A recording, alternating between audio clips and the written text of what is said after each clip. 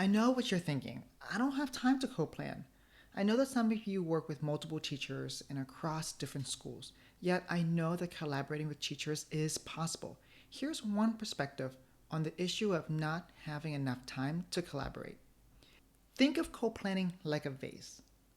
There's limited space, just like we have limited time. You are given different materials, a pile of sand, a few pebbles, and a big stone. Your job is to fit all of these things in the vase. What is the order in which you will place them in the vase? Most people would say that they put the big stone first, then the pebbles, and finally the sand. Shake the vase around so the sand fills and fits in the spaces between the big stone and the pebbles. This is called high impact co-planning. Let me show you an example of planning with the big stone in mind.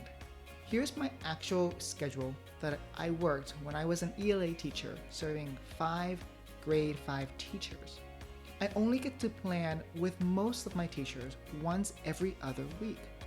And our planning time lasts for only 35 minutes. So how did I make 35 minutes work? Let me walk you through the actual example. 2 weeks before the unit started, Miss C and I met for 35 minutes. The goal of that meeting was to plan the next unit from a 30,000-foot perspective. We first referred to our writing rubric adapted from Lucy Calkins. The narrative rubric was our big stone that anchored our planning. The rubric had 3 big parts: structure, development, conventions. These were our pebbles. We asked ourselves, if the unit was a play, what's in the beginning, the middle, and the end of the play? Then we asked, in the beginning weeks of the unit, what skills do students need to write a narrative? We wrote these down. Then we thought about things we could do to teach these skills. Notice that we are not planning detailed lessons at this point. These are just the broad ideas. We repeated this process for the middle part of the unit.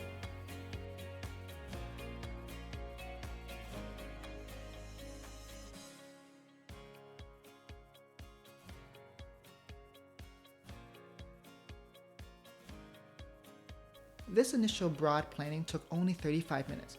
We agreed to meet in 2 weeks' time to plan the Phase 1 lessons. Then 2 weeks later, we met during our planning time and we didn't start from scratch.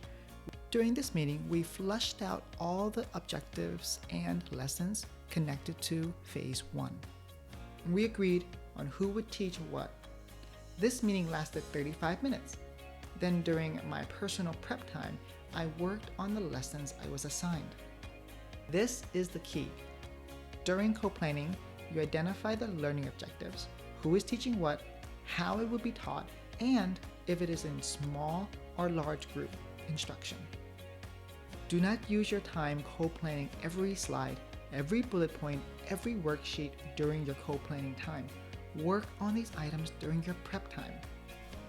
As Phase 1 neared completion, we repeated this process again for the next phase. The takeaway here is that we are anchored to the high impact co-planning items. In this case, it was our narrative rubric. This was our big stone. The phases were our pebbles. The granular details of the lesson were done during our prep time. In this way, we made the best use of our co-planning time.